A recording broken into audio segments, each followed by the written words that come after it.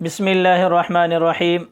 حضرت انس رضی اللہ تعالیٰ عنہ سے روایت ہے کہ رسول اللہ صلی اللہ علیہ وسلم نے فرمایا لا عدوى ولا طیر، کہ بدشگونی کوئی چیز نہیں ہے، اس کی کوئی حقیقت نہیں ہے۔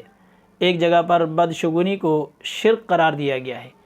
بدشگونی کسے کہتے ہیں کہ اللہ تعالیٰ کی ذات کے علاوہ مخلوق میں سے کسی چیز کو نفع یا نقصان کا باعث سمجھنا، اس کو بدشگونی کہا جاتا ہے۔ ہر معاشرے کے اندر ہر علاقے کے حساب سے الگ الگ بدشگونیاں پائی جاتی ہیں۔ ہمارے معاشرے کے اندر مثال کے طور پر بعض لوگوں کا خیال ہوتا ہے کہ ہم جب صبح گھر سے نکلے تو کالی بلی نے ہمارا راستہ کاٹ لیا، یعنی ہمیں کالی بلی نظر آ گئی تو اب ہمارا کاروبار صحیح نہیں چلے گا، ہمارا سفر صحیح نہیں ہوگا، ہمارا کوئی بھی معاملہ درست نہیں ہوگا۔ یہ بدشگونی ہے، بلی کے راستہ کاٹنے سے کچھ نہیں ہوتا۔ اور دوسرا اسی طرح پایا جاتا ہے کہ اگر گھر کے اندر الو آ گیا یا الو پہ نظر پڑ گئی تب بھی اس سے ہم جو ہے یہ لیتے ہیں کہ اس سے بھی ہمارا کام خراب ہو گیا۔ بعض جگہ کہا جاتا ہے کہ کوئی سفر کرنا ہو یا کام شروع کرنا ہو تو فال نکالا جائے۔ جی فال کیسے نکالا جاتا ہے کہ ایک پرندہ اڑایا جاتا ہے کہ اگر وہ سیدھے ہاتھ کی طرف چلا گیا تو سمجھا جاتا ہے کہ یہ کام درست ہے، اس کو کرنا چاہیے، سفر کرنا چاہیے، کاروبار شروع کرنا چاہیے۔ اور اگر پرندہ الٹے ہاتھ کی طرف اڑ گیا تو اس میں نحوست سمجھی جاتی ہے، اس کام کو روکا جاتا ہے، نہیں کیا جاتا ہے۔ تو یہ بھی بدشگونی کی ایک قسم ہے۔ اسی طرح ہمارے ہاں یہ بات مشہور ہے کہ اگر گھر کی دہلیز پہ چھت کے پاس بیٹھ کے کوا کچھ بولنے لگے تو کہتے ہیں جی آج تو مہمان آنے والا ہے، یعنی کوا ہمیں بتاتا ہے کہ تمہارے گھر میں مہمان آنے والے ہیں، حالانکہ وہ حقیقت میں خود مہمان ہوتا ہے، بیچارہ اس کو بھوک لگی ہوتی ہے، وہ خود کچھ مانگتا ہے ہم سے اور ہم سمجھتے ہیں کہ کوا ہمیں اطلاع دے رہا ہے کہ تمہارے مہمان آنے والے ہیں۔ تو اس طرح کا خیال رکھنا یہ بھی بدشگونی کہلاتی ہے۔ اسی طرح ہمارے معاشرے کے اندر یہ بات بھی پائی جاتی ہے کہ رات کو جھاڑو نہیں لگانا، رات کو جھاڑو نہیں لگانا۔ کیوں بھائی نہیں لگانا؟ پوری رات کے گندگی پھیلی رہے، گھر کے اندر، دکان کے اندر، دفتر کے اندر، جہاں پر بھی وہ گندگی پھیلی رہے، جھاڑو نہیں لگانا، صفائی نہیں کرنی، بلکہ صفائی کو تو نصف ایمان قرار دیا گیا ہے۔ تو صفائی کے لیے کوئی ٹائم ٹیبل مقرر نہیں کہ اس ٹائم جھاڑو لگانی ہے، اس ٹائم نہیں لگانی ہے۔ تو اس طرح کی کوئی بات نہیں ہے جو ہمارے معاشرے کے اندر رائج ہے کہ رات کو جھاڑو نہیں لگانا ہے۔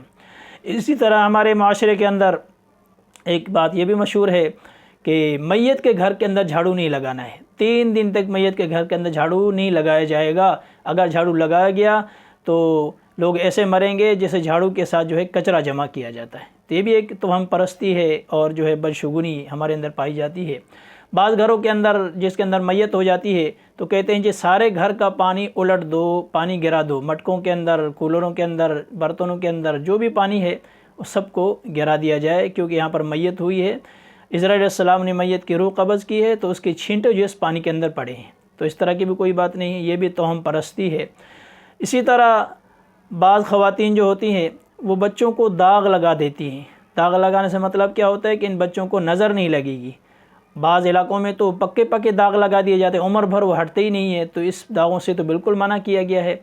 بعض جگہ پر سرمے کے داغ لگا دیے جاتے ہیں، بچے کے کہیں پیشانی پر، کہیں آنکھ کے نیچے، کہیں جو ہے گال کے اوپر ایک نشان بنا دیا جاتا ہے کالا سا۔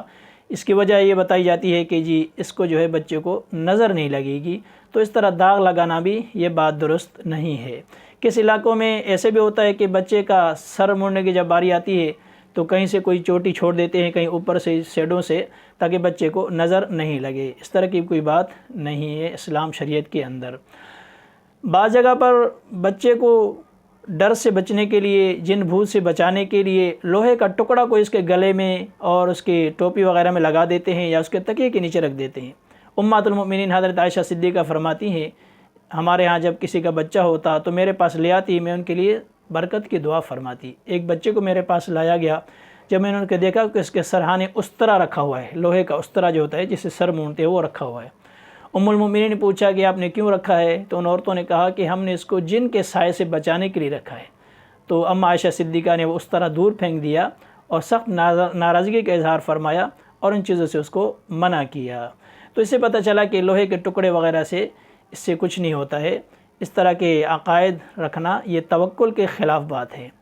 اسی طرح ہمارے ہاں یہ بھی ایک بدشگونی پائی جاتی ہے کہ گھر کے اندر اگر مرغہ ہے تو صبح تو اذان دیتا ہے، اس سے تو ہم خوش ہوتے ہیں، خدا نہ خواستہ اگر مرغے نے شام کو اذان دے دی تو پھر تو وہ مرغے کی زندگی کی آخری شام ہوگی، یعنی اس کو ذبح کرنا ہے، اس کو گھر میں نہیں رکھنا ہے، اس سے بیماری پھیلے گی، اس کے وبا آئے گی، تو اس طرح کی کوئی بات نہیں ہے۔ بھئی مرغے کی مرضی ہے جب اذان دے، کیا مرغہ تم سے پرمنٹ لے کر منظوری لے کر اذان دے گا؟ تو مرغے کی اذان چاہے صبح ہو چاہے شام ہو وہ باعث برکت ہوتی ہے، اس میں کوئی اس طرح کی بات نہیں آتی ہے۔ اسی طرح بعض لوگوں کے ہاں یہ عام ہے کہ ہاتھ کی تلیوں میں اگر خارش ہو رہی ہے تو اس کا مطلب ہے کہ مال آنے والا ہے، اور اگر پاؤں کی تلیوں میں خارش ہو رہی ہے تو اس کا مطلب ہے کہ کوئی بیماری، کوئی وبا پھیلنے والی ہے۔ اسی طرح بعض معاشروں کے اندر ہمارے ہاں یہ پایا جاتا ہے کہ جس گھر کے اندر میت ہو جائے تو میت کے استعمال کی چیزیں، خاص طور پر کپڑے جو ہے وہ گھر میں رکھنے بھی نہیں ہیں، استعمال بھی نہیں کرنے ہیں، وہ کسی کو فوراً سے دے دینے ہیں، کیونکہ اس کے اندر نحوست ہوتی ہے۔ دیکھو جو معمولی سے کپڑے ہوتے ہیں ان کے اندر ہم نحوست سمجھتے ہیں، لیکن میت کے اگر اعلیٰ قسم کی گھڑی ہو، اس کی گاڑی ہو، اس کا بنگلہ ہو، اس کو ہم نحوست نہیں سمجھتے ہیں، اس کو کسی کو نہیں دیتے ہیں۔ ہاں معمولی سے کپڑے کو نحوست سمجھ کر یا معمولی سے برتنوں کو نحوست سمجھ کر ہم لوگوں کے اندر بانٹ دیتے ہیں، ان کے اندر نحوست پائی جاتی ہے۔ تو بہرحال یہ چیزیں جو ہے ان کا شریعت سے کوئی لینا دینا نہیں ہے، کوئی تعلق نہیں ہے۔ اللہ کے اوپر ایمان، یقین اور بھروسے کو بھرپور رکھنا چاہیے، یہ چیزیں توکل کے خلاف ہیں۔